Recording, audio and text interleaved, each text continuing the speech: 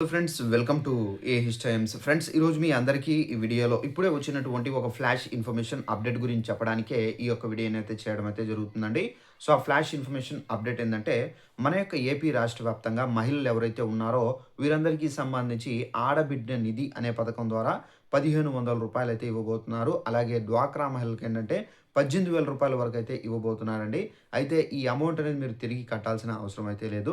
ఇక మీ యొక్క బ్యాంక్ అకౌంట్‌కి మాత్రం 4 చేసుకుంటేనే మీకు డబ్బులైతే పడతాయి. మీరు ఏమేమి చేసుకోవాలి, ఏంటి దానికి సంబంధించిన పూర్తి వివరాలు తెలియజేస్తాను. ఈ వీడియో మీకు నచ్చినట్టయితే లైక్ చేసుకొని, ఛానెల్‌ని సబ్స్క్రైబ్ చేసుకుని వారు ఉంటే గనక వెంటనే ఛానెల్ కూడా సబ్స్క్రైబ్ చేసుకోండి.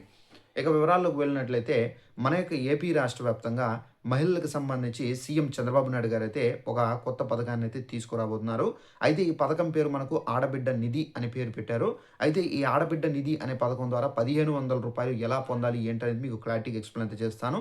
ఎవరైతే మహిళలు ఏపీలో 18 సంవత్సరాల నుండి ఎవరైతే 69 సంవత్సరాల వరకు వయసు కలిగి ఉంటారో వీరందరికీ సంబంధించి ఈ ఆడబిడ్డ నిధి అనే పథకం సంబంధించి 1500 రూపాయలు ఖాతాల్లో అయితే జమ కాబోతున్నాయి. అలాగే డ్వాక్రా మహిళలు కూడా ఈ పథకం అనేది వర్తిస్తుందండి. సో డ్వాక్రా గ్రూపుల్లో ఎవరైతే మహిళలు డ్వాక్రా గ్రూపుల్లో ఉండి 18 సంవత్సరాలు కంప్లీట్ అయి ఉంటాయో వాళ్ళందరికీ సంబంధించి ఈ పథకం ద్వారా ఒక్కొక్కరికి 18,000 రూపాయల వరకు అయితే జమ కాబోతున్నాయి. అయితే ఈ 18,000 రూపాయలు ఎలా జమ కాబోతున్నాయి ఏంటని చూసుకున్నట్లయితే మహిళలకు సంబంధించి మనకు 1500 రూపాయలు అయితే వేస్తారు కాబట్టి ఒక్కొక్క నెలకు సంబంధించి 1500 అంటే మనకు ఒక సంవత్సరానికి మనకు ఆల్మోస్ట్ 12 నెలలు కాబట్టి సో ఈ 12 నెలలు ప్లస్ 1500 చూసుకున్నట్లయితే 18,000 రూపాయలు ఒక్కొక్క డ్వాక్రా మహిళకు జమ కావడం అయితే జరుగుతుంది. అయితే ఈ డబ్బులు తిరిగి కట్టాలా అని చెప్పేసి చాలా మందికి ఒక డౌట్ అయితే ఉంటుంది.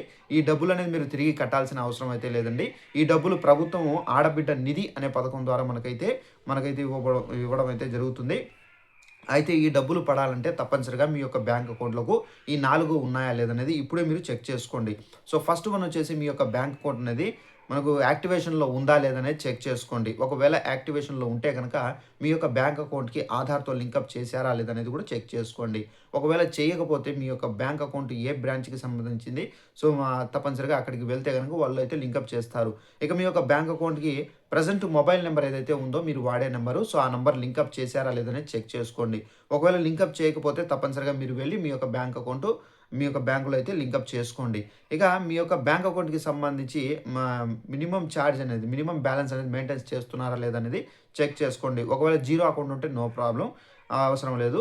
ఇక బ్యాంక్ అకౌంట్‌లకు సంబంధించి ఎన్‌పీసీ అనేది చేసుకున్నారా లేదనేది కూడా చెక్ చేసుకోండి. ఒకవేళ మీరు ఎన్‌పీసీ చేసుకోకపోతే గనక తప్పనిసరిగా మీరు ఎన్‌పీసీ అయితే చేసుకోవాల్సి అయితే ఉంటుంది. ఒకవేళ చేసుకోని వారు ఉంటే గనక తప్పనిసరిగా చేసుకుంటేనే మీకు ఈ ఆడబిడ్డ నిధి అనే పథకానికి సంబంధించి కానివ్వచ్చు, ఇతర పథకాలకు సంబంధించి అయితే డబ్బులు పడతాయి.